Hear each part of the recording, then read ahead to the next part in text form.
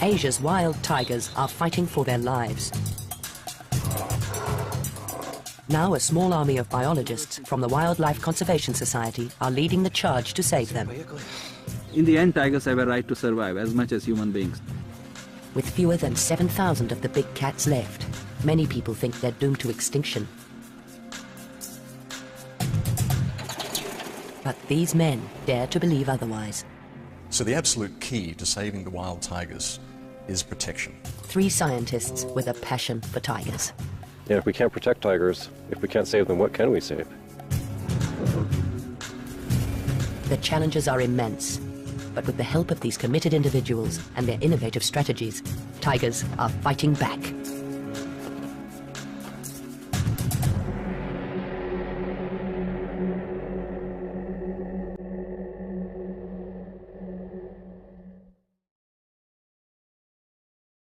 In the Russian Far East, a young tiger is on the move.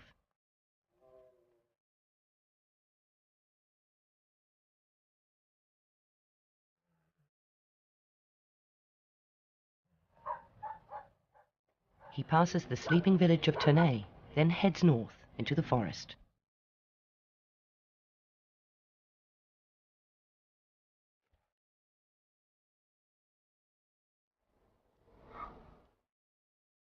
Nobody sees him, but his presence hasn't gone unnoticed. Close on his trail are American biologist John Goodrich and Russian tracker Kola Rebin. They know this tiger. He's one of 8 radio-collared animals that the Wildlife Conservation Society, or WCS, are following here in Russia. So here's a nice track.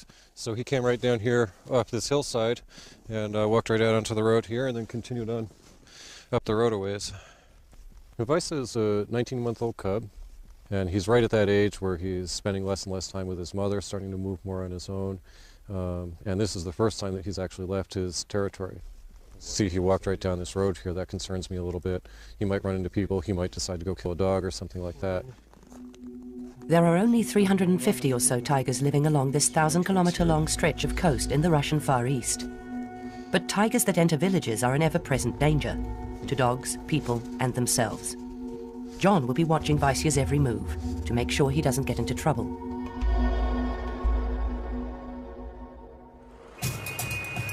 Nearly 4,500 kilometers to the southwest, 2 investigators are going undercover. Australian biologist Tony Lynham and his WCS colleague Kalia are fighting Thailand's illegal tiger trade. They've heard that protected wildlife is being sold in Bangkok's famous weekend market. To gather video evidence, they fit Kalia's bag with a hidden camera.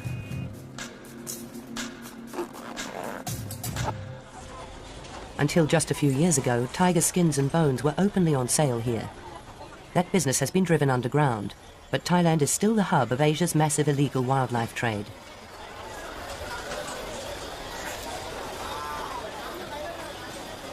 There are no tiger parts for sale today, but they're about to find some animals that are even more endangered.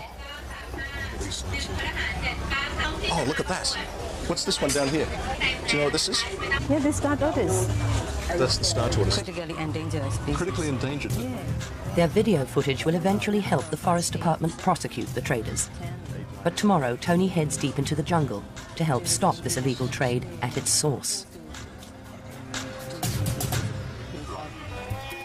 More than 2,000 kilometers further west, Ulas Karanth is beginning a journey through the Bhadra Tiger Reserve in southern India. Ulas has been studying tigers for the Wildlife Conservation Society for more than 14 years. He knows more about India's tigers than almost anyone else. I got interested in tigers at a very young age. I was fascinated by tigers, but I was training to be an engineer. At that point in my career, I read Dr. George Shaller's pioneering study of tigers in Kanha Park in India. It triggered this passion in me, said this is what I really want to do in life. So I retrained myself from being an engineer to a wildlife biologist and eventually ended up working with WCS, where Dr. Shaller also works. The Wildlife Conservation Society, headquartered at New York's Bronx Zoo, uses science to spearhead its battle to save tigers.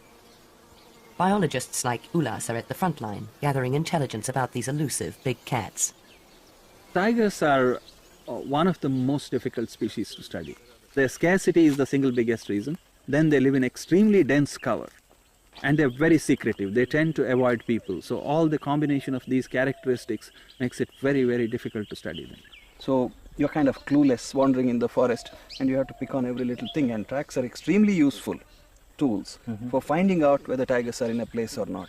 We see these tracks facing in all different directions, and that's because the tiger has come first, had a drink, turned around, come out, and then reversed into the water to cool off. For Ulas, understanding tigers and trying to save them go hand in hand. In the last century, Asia's tigers have disappeared from over 95% of their former range. Now less than 7,000 survive in just 14 countries. WCS works in 10 of these, from India, across Indochina, to the Russian Far East. There are those who said in 1993 that the tiger would go extinct by the year 2000. I was one of the skeptics. I said, no, that's not going to happen. Ulas knows there is no magic bullet to save tigers. Each country has to come up with its own rescue package, but he believes there is good reason for hope.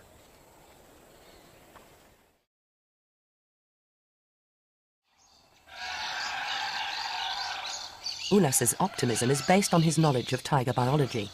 The key to understanding tiger is to know that it's a big meat-eating animal, and it eats about 3,000 kilograms of live prey per year just to survive. So that translates into about 50 animals the size of an axis deer or a small cow. This basic formula, that a single tiger needs to eat a large animal every week, applies equally in India, Thailand and Russia. And it determines how much space a tiger needs to live in.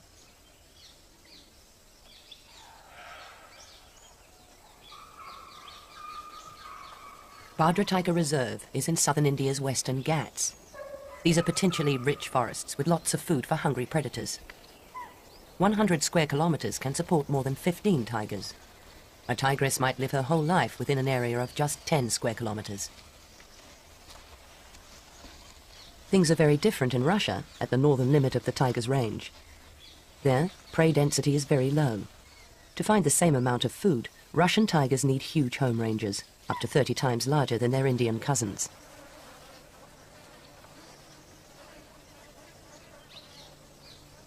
Here, sambar deer, cheetal deer and wild boar are high on the list of the tiger's favorite foods. So too are gawa, up to a metric ton in weight. These wild cattle are a feast, fit for the king of the jungle. Studying prey helps Ulas and his team understand how tigers fit into the scheme of life in India's forests. It's not easy. Until recently, poaching was rife here, and the animals are very wary. Researchers Praveen and Samba are alert to any movement.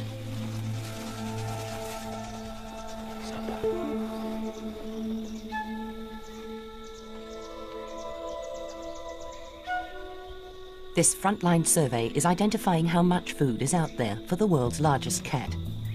Although prey and tiger numbers are low at the moment, Ulas Karanth and his team are confident that this will soon change. But is the outlook as hopeful for tigers in other countries?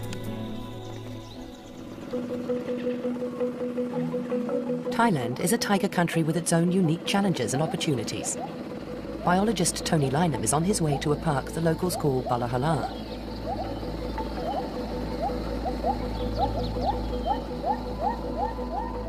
This rainforest is in the far south, on the border with Malaysia. It's very wet, and there isn't much food for tigers. As a result, they're rare and hard to find, as Tony knows only too well. I have not yet seen a tiger in the wild. I've come very close. I've seen the tracks, fresh tracks that were so fresh that the water was still seeping into the hollows formed by the toes. Last month I got very, very close. I was probably 10 seconds away from seeing a tiger. I'm sure I've been in places where tigers have been sitting watching me, but I haven't seen the tigers because they've been hidden. Rivers are the easiest means of access in these dense jungles. During the rainy season, this river floods its banks, but this is winter, the driest time of the year. Water levels are so low, the boat can only just make it. In the last 7 years, Tony has been to some of the most remote and inaccessible parts of Southeast Asia, carrying out surveys to find just where tigers still survive. 4.5 years ago, I came to the Balahala forest for the very first time. What I found here was an intact assemblage of carnivores. Tigers, clouded leopards, panthers, leopard cats, marbled cats, they're all here. I was very, very impressed. I also found a prey base to support those carnivores, and what I thought I had here was something worth preserving.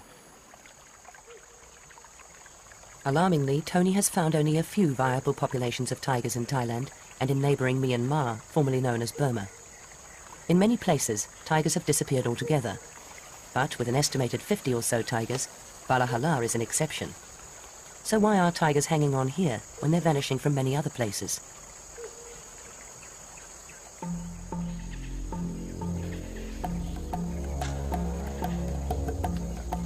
Deep in the forest, Tony has met up with an old friend and ally.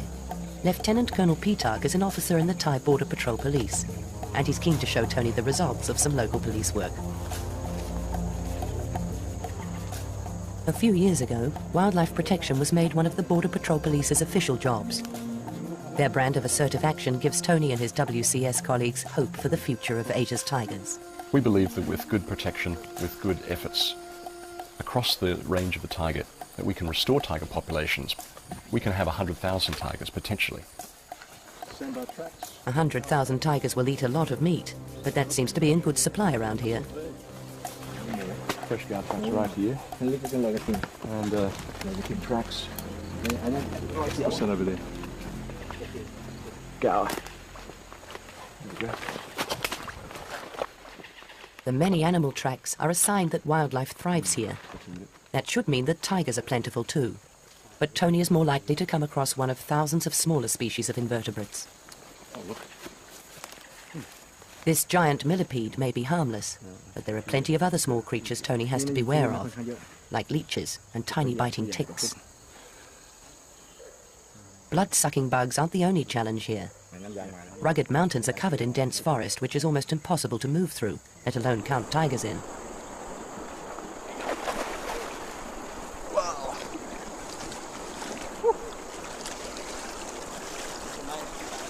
Being constantly wet is another of the many discomforts of this job. But it'll all be worth it for a tiger sighting.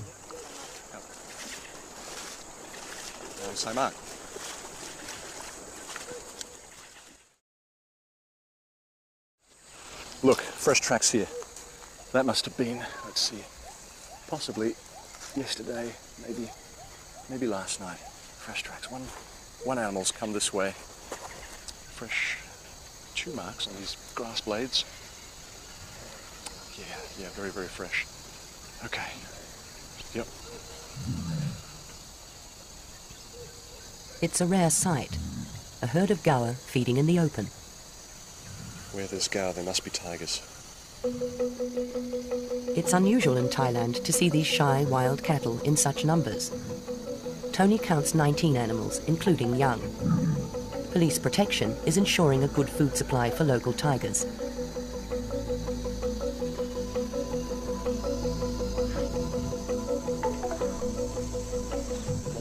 But the big cats aren't the only ones feeding well in this jungle.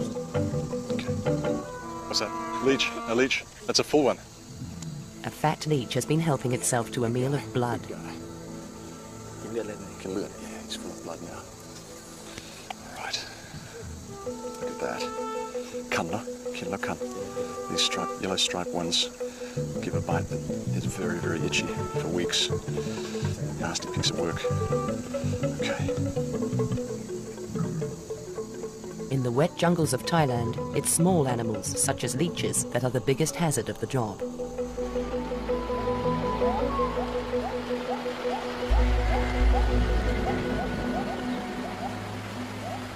It's a different story in Russia, where people share their neighborhood with tigers.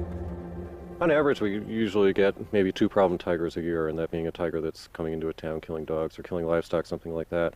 So far this year, knock on wood, we haven't had any problem tigers. John is part of a team called in to deal with tigers that come into villages like Turnay to ensure there's no conflict between people and predators. John is keeping a night watch to make sure that the young male Vaisya doesn't enter the village and get into trouble. From his house on the hill, he can pick up the signal from Vaisya's radio collar.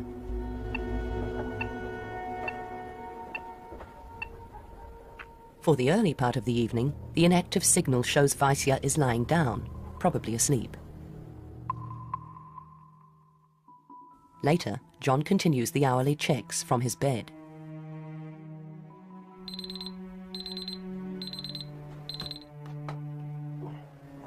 His vigil could save a life. 2 years ago, a tiger walked right through Ternay. It passed within 100 meters of his house, killing and eating a neighbor's dog.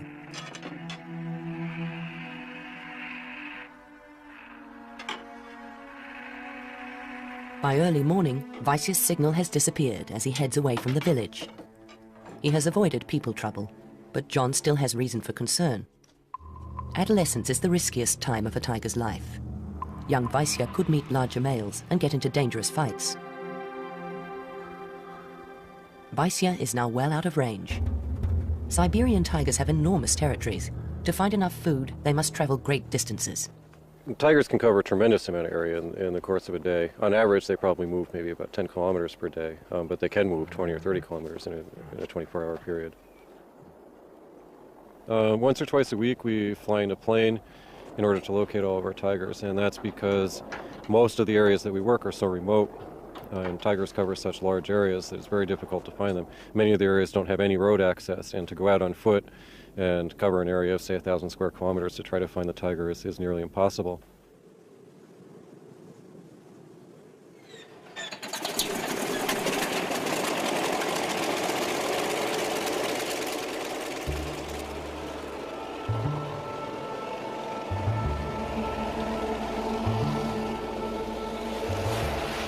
The Antonov biplane has been flying since 1947. Radio tracking flights are not for the faint-hearted or those prone to air sickness, but Andrei is well used to them. He's one of 5 Russian trackers working with John to uncover intimate details of the lives of individual tigers. The plane heads north, but quite a few minutes pass before Andrei picks up Vaisya's signal. The young tiger has walked more than 10 kilometers overnight. Andrei directs the pilot to move in closer for a look, and the plane begins to make stomach-churning turns.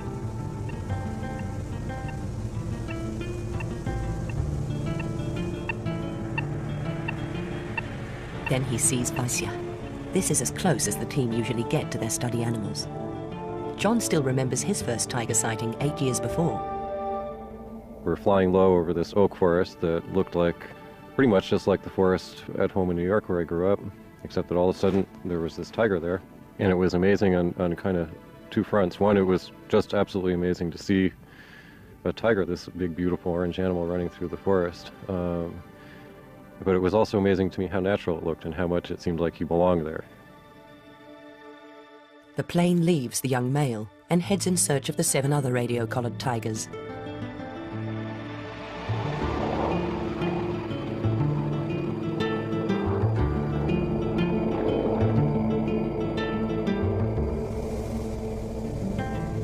They see lots of red deer. This is good news for Vaisya, who'll be hunting on his own for the first time.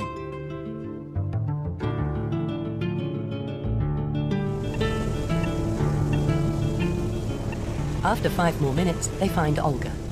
And she's not alone. She has 3 young cubs with her. Olga's a really important animal in our study. She's been radio-collared for 11 years. We captured her when she was 1 year old, so we know exactly her age. We know that she's 12 years old. We've monitored her through 6 litters. She'll give us wonderful information on the reproductive lifespan and the overall lifespan of a tiger. Because they're so difficult to study, there are many unanswered questions about tigers. How long, for instance, does a wild Siberian tiger live? And how many cubs will a female produce in her lifetime? These are basic questions, but John and his Wildlife Conservation Society colleagues across Asia are only just beginning to answer them.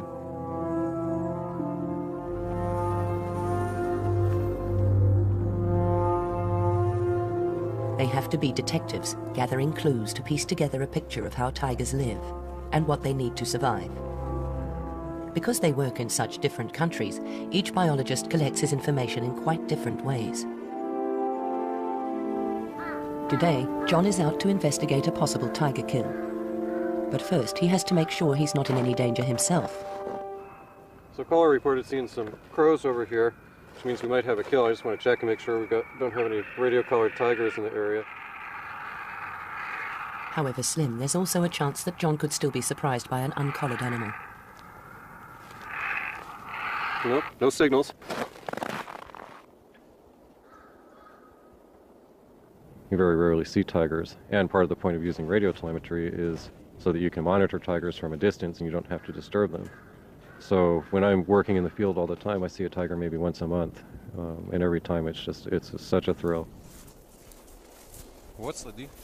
when I'm following tiger tracks, and that's one of my favorite things to do, is to track a tiger in the snow. I do always have that expectation and hope and anticipation that maybe suddenly there he will be. Like crime scene investigators, John and Kohler assemble the evidence. It points to a tiger called Volodya, father of the young Vaisya. 11.3 centimeter head width. Got a fairly fresh tiger track. You can tell that it's been since the last snow. It's adult male sized. Volodya left an area to the north 2 days ago and then disappeared. We're not sure where he is now. Haven't heard his signal. Volodya is the dominant male in this area, which is why the newly independent Vaisya has left, to try and find a territory of his own.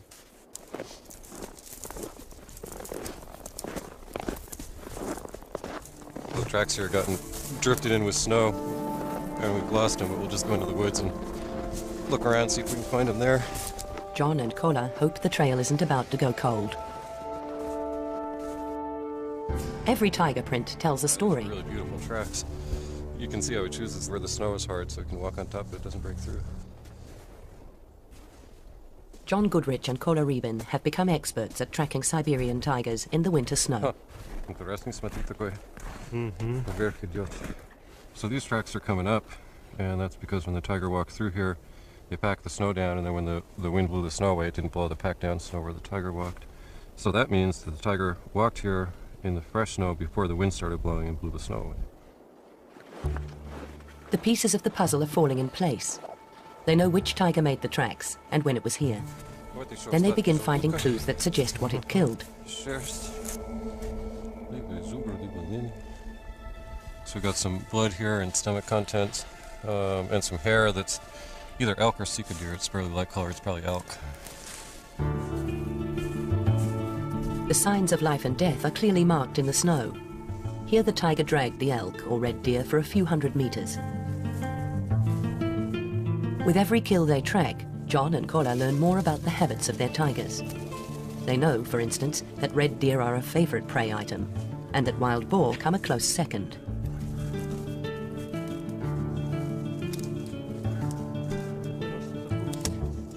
A pile of hair and a few bones confirm their suspicions.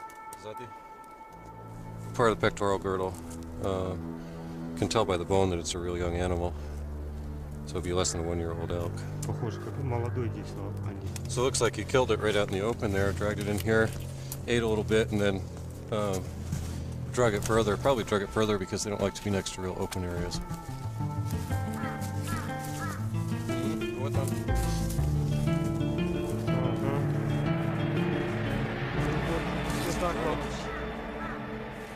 Finally, they find the frozen remains.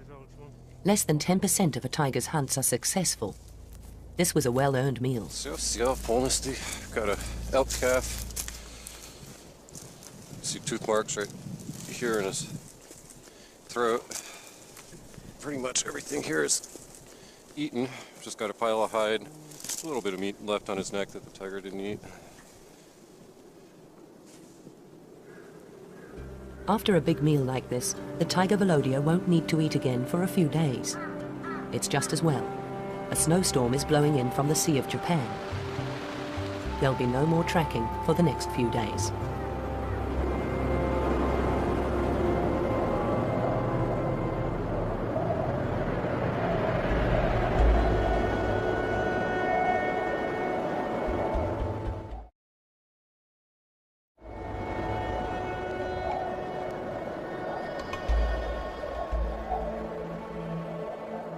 For a few months each winter, John has a unique opportunity to get to know individual tigers' daily habits from tracks they leave in the snow.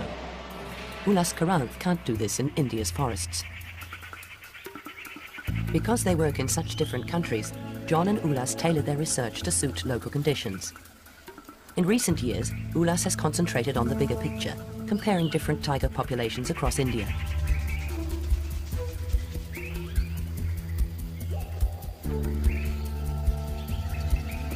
Luckily, tigers have some habits that help.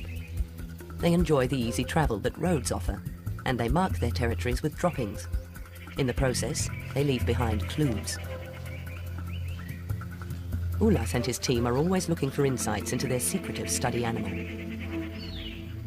There are a variety of techniques that scientists use to pierce this veil of secrecy and learn about the tigers. The most basic ones were like picking up their scats, droppings, searching the forest, looking for their kills, and you're really like a Sherlock Holmes there. You're looking at all the evidence, digging through the muck, get a few pieces of the puzzle in place.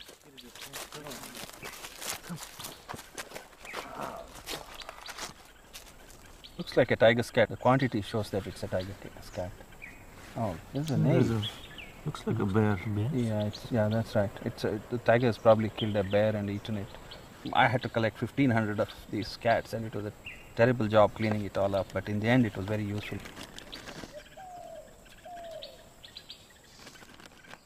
It may not be glamorous, but it's one way for Ulas to get a close-up look at the tiger's dietary habits.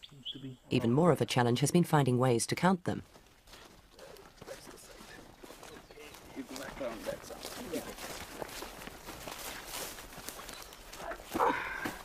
I got interested in the idea of monitoring populations of tigers, and this has been a very difficult challenge. Really, counting tigers, is more difficult than looking for needles in a haystack, because they're so scarce, they're so secretive, and in a vast country like India, even in a single reserve, it's very difficult to count tigers.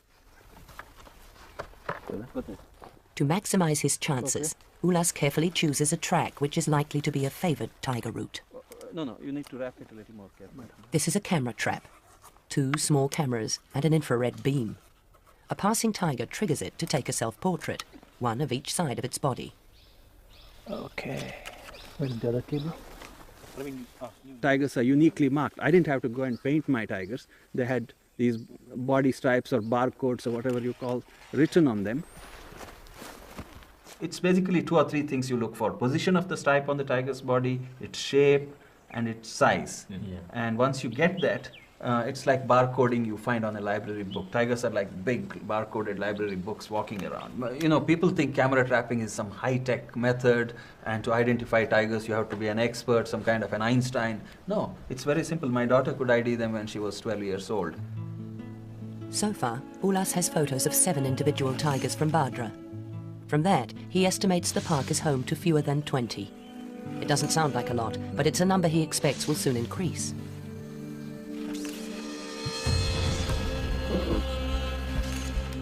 But tigers aren't the only thing caught on camera.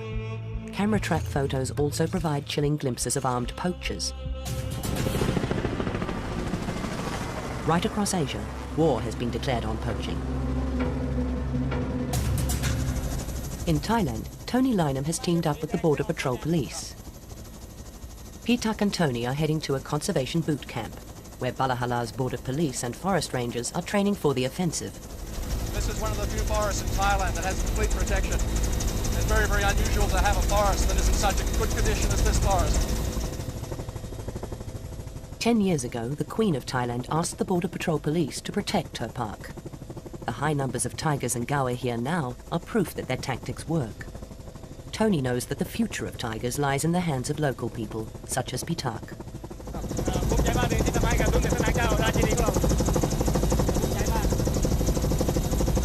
He said he's very proud to be working here for the Queen, to be very safe in this area, for the Queen and for the people of Thailand.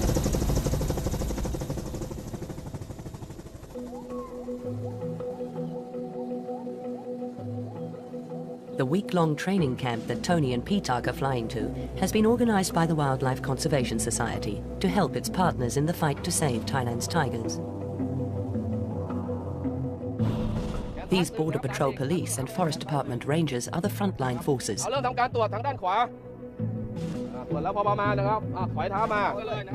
The rangers are learning how to defend themselves and how to safely make an arrest. This could be the difference between life and death in a confrontation with an armed poacher. The Forest Department and Tony, meanwhile, are teaching the police about the illegal wildlife trade. So this is a tiger tooth. Yes, tiger. It's unmistakable, isn't it? It's very big, Very big. very, very large. ใช้เกี่ยวแต่ว่าผล Not medicine. เวลามาการ no ไม่ใช่ยาเป็นของ A lucky charm. lucky charm เฉย It may be a lucky charm, but not for the tiger. อันนี้ในร้านตามกล่องเนี่ยเขาบอกว่าเป็น tiger bones. In the market they say it's from tiger. Tiger, yes, Okay. from tiger. Tiger bone. Tiger bones. Okay. The demand for medicines made from tigers is driving them to extinction. 50 บาท That's 50 baht tooth. ๆบาท And what is this now? This is tiger bone pills. Yes, tiger bone pill. A good tonic for general weakness, muscular aches. And take 10 pills each time. 3 times daily after meals. But there is no magic pill to save tigers. Tony will soon return to the jungles, finding out where tigers still survive.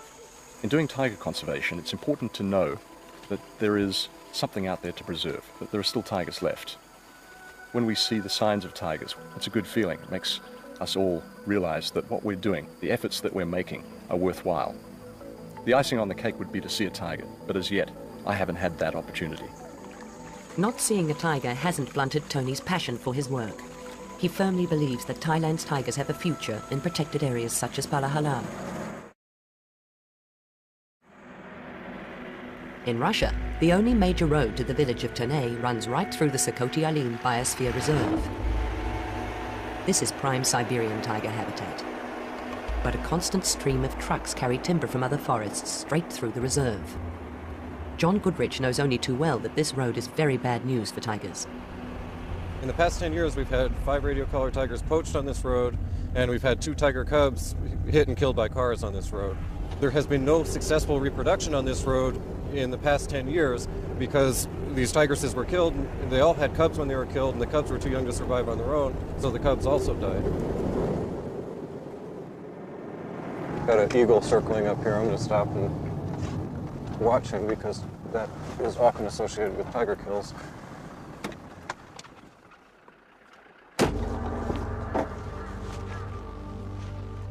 John hopes the eagle isn't circling the body of one of his collared tigers. In the 11 years the Siberian Tiger Project has been going, some very grim statistics have emerged. Out of 22 radio-collared tigers that died, 18 were killed by poachers or in road accidents. This is particularly bad news, as it's estimated that fewer than 30 tigers live in the reserve. Nobody knows how many prey animals have also been poached.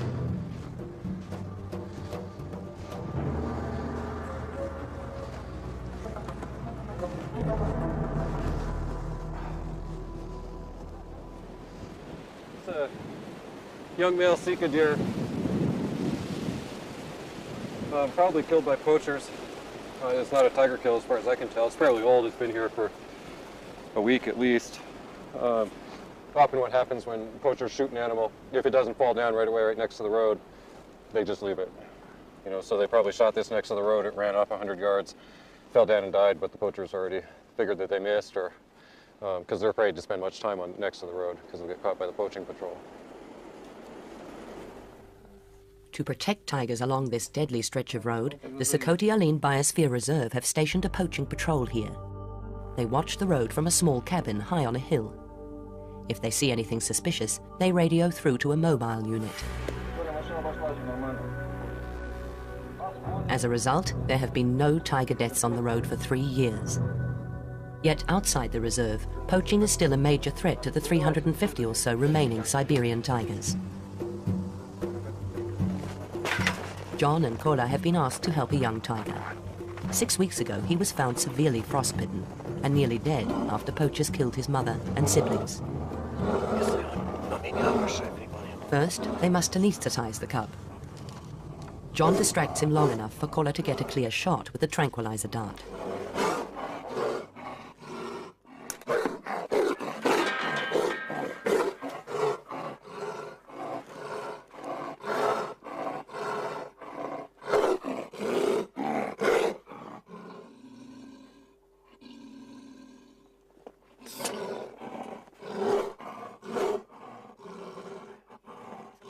John and Kola have done this many times before. It's the same procedure they use to put radio collars on wild tigers. The Kruglov family have nursed the cub since he was found. Now they're keen for an expert opinion on how he's recovering. They report that when the tiger was brought to them, he was suffering severe frostbite to his feet and face. His jaw was frozen so solid they could knock on it as if it were a piece of wood. He's got an abscess on his chin from the frostbite, but that should heal up okay.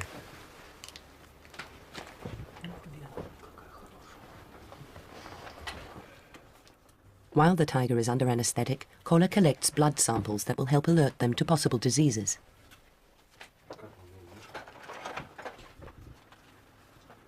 One of the things I've been doing here is feeling his muscles and his bones and along his spine and his rump here, see how much fat he's got on him. He's in good shape. Good blink reaction from him, so we're going to give him a little bit more here. The cub is starting to come out of the anesthetic. The team move quickly to give him more.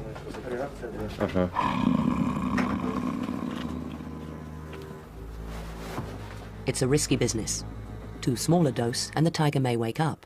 Too large and he could stop breathing.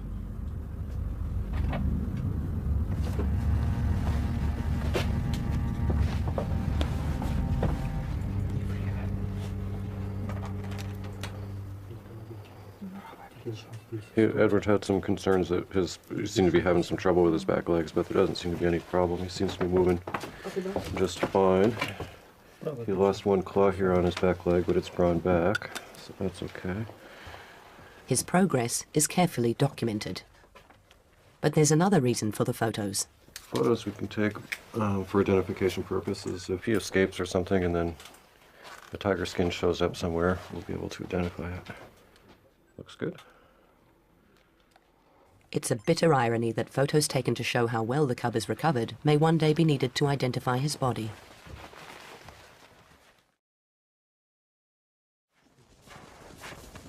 The checkup is complete, and John is very pleased with how healthy the cub is.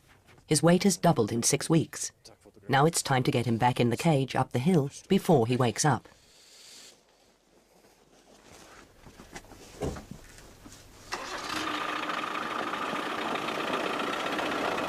He's growling. I can feel it in his chest. We're gonna have to get him in his cage fast, so get ready.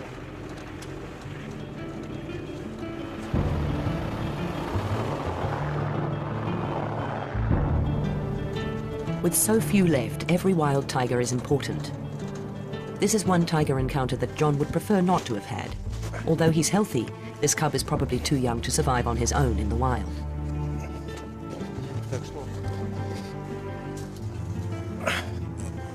The poachers who killed his mother and siblings have almost certainly doomed him to a life behind bars in a zoo. But there is a ray of hope. Attitudes are changing.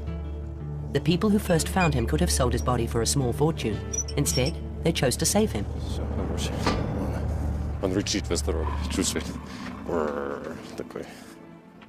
And in densely populated India, there is also a ray of hope for Badra's tigers.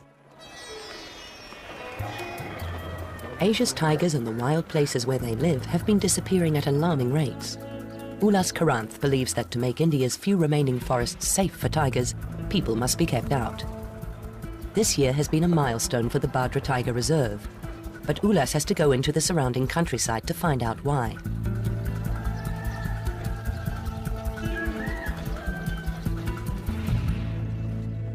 Until a few months ago, 730 families lived in Badra.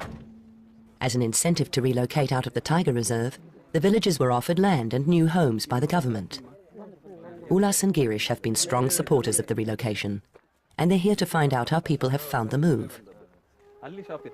Ulas understands that to save tigers it is also important to look after local people. What has happened here seems to be benefiting both. As well as new homes, the villagers now have a school, and they're growing better crops than they ever managed inside the tiger reserve. He says one of the main things is the damage from animals has come down, so because of that he's getting better crops. Hungry elephants no longer raid their rice fields and sugarcane groves. One of the things that he says, they are so much healthier because they sleep a lot more. Once they had crops there for 6 months a year, they couldn't sleep at night. They had to guard the crops, and they don't have to do that, and they're really sleeping well these days. The wild animals in Badra Tiger Reserve are sleeping more easily now too. The 16 villages that used to fragment the park have gone, and without people there will be less poaching. Ulas believes this approach is the key to saving Badra's tigers and their prey. I'm very sure that tigers can't be saved by scientists and science alone. All elements have to be in place. But what science does is channelize all this passion in the right direction, because you can be full of passion and be doing absolutely the wrong thing. It's the knowledge that science provides that allows you to do the right thing in the most efficient way. A tigress can produce between 2 and 5 cubs every 2 years, so with enough food, their numbers can recover quickly. Ulas expects that in 10 years, Badra's tiger population will be 3 or 4 times what it is now. It is this knowledge which gives the Wildlife Conservation Society such hope. Tiger as a species has a right to survive because we didn't create the tiger, we inherited it, and we need to pass it on to the future generations. There's immense potential actually. If we get our act right, I think there's a lot of room for tigers on this earth. Even in a continent that's home to more than 3.5 billion people, Ulas and his WCS colleagues believe there's room for up to 100,000 tigers. Their ambition is to see tigers thriving, whether they live in India, Thailand, or here in Russia. Kola and Vladimir are returning from another day's tracking. It's been a good winter. All the Siberian Tiger Project's radio-collared tigers have survived. No problem animals have come into villages. And there's more news. After a few days on his own, the young male, Vaisya, has returned to the security of home. Вася искал свое семейство. Да, нашел следы Лидиной мамы и начал. Ветер задувает следы, не видно. They were just tracking Vaisa, who apparently came back across through Tournai last night and then came down here and was looking for his mom and his sister, and he was following their tracks. But he come to these places where the wind had blown the snow clear, so Vaisa would lose the tracks, and found a tree that his mom marked and found the tracks again, and then he'd lose them and look. But eventually they met up and they're all together now. In a country where so many tigers are killed by poachers and road accidents, it's a rare thrill for John to see a tigress raise 2 cubs to adulthood. His work has shown that Siberian tigers need such big territories, it's just not possible to fence them in. In this vast wilderness, people must be willing to live alongside tigers. But John is positive. There's a tremendous amount of very wild and pristine habitat in the Russian Far East. So I think there's a lot of hope for Siberian tigers. Tigers are these magnificent animals, and they're one of the most well-known, most charismatic animals in the world. Everybody knows what a tiger is. And if we can't protect tigers, if we can't save them, what can we save? From the snows of the Russian Far East to the humid jungles of Thailand and the dry forests of India, the challenge is the same. To give tigers food, room and protection to ensure they have a future. Each country is tailoring its own rescue package to suit local conditions, and Wildlife Conservation Society biologists are leading the charge, united by a common passion: to give tigers a fighting chance.